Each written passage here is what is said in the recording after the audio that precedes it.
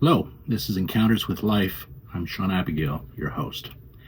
Is Donald Trump crazy, or is he crazy like a fox? That remains to be seen.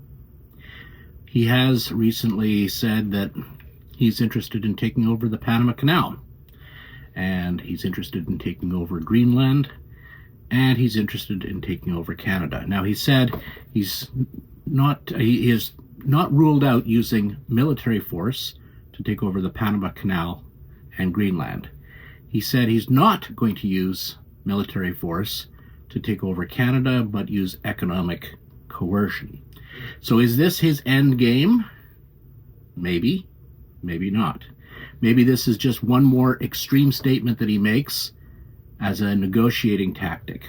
Originally, when he talked about the 25% tariffs on Canada, he was talking about stopping the flow of fentanyl over the American border, something that's, yes, this is something that Canada should be doing whatever it can to stop, and also talking about securing their northern border by integrating our watch list of terrorists and not letting certain people into Canada.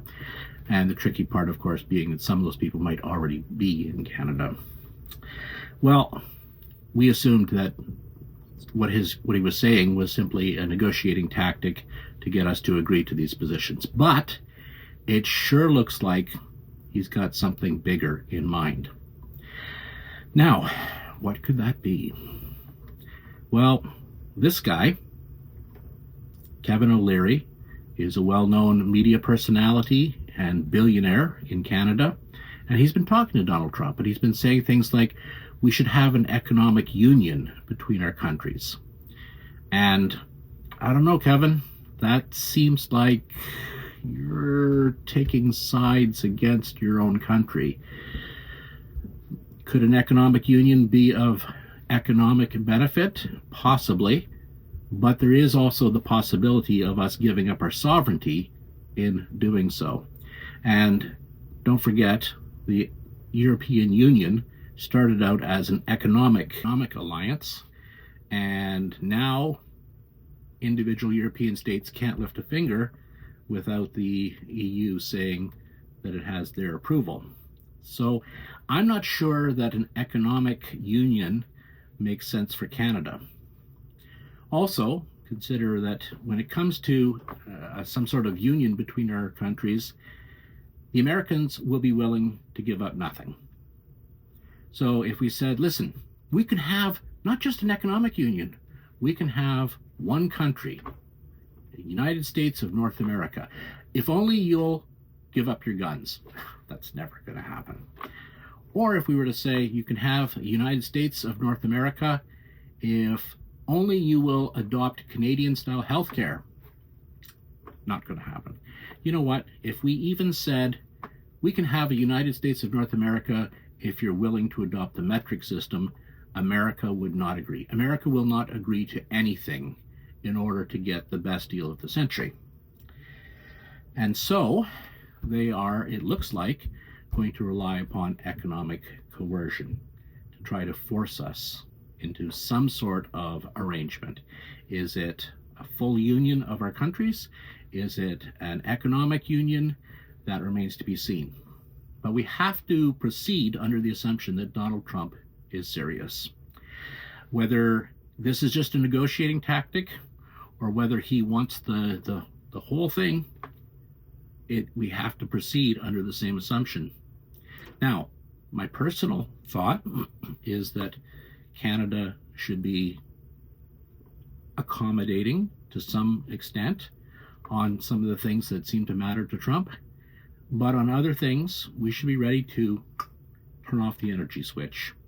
And when the lights go out in Boston and New York, and when the price of gasoline goes up to $8 a gallon, maybe Donald Trump's negotiating tactics will be seen for what they are, and that is a lot of bluster.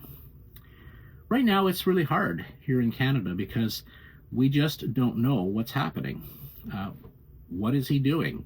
He is acting like Putin. He is acting like a Russian dictator pushing around his neighbors. And that's something that's new to us because we've always had very good relationships with our American cousins.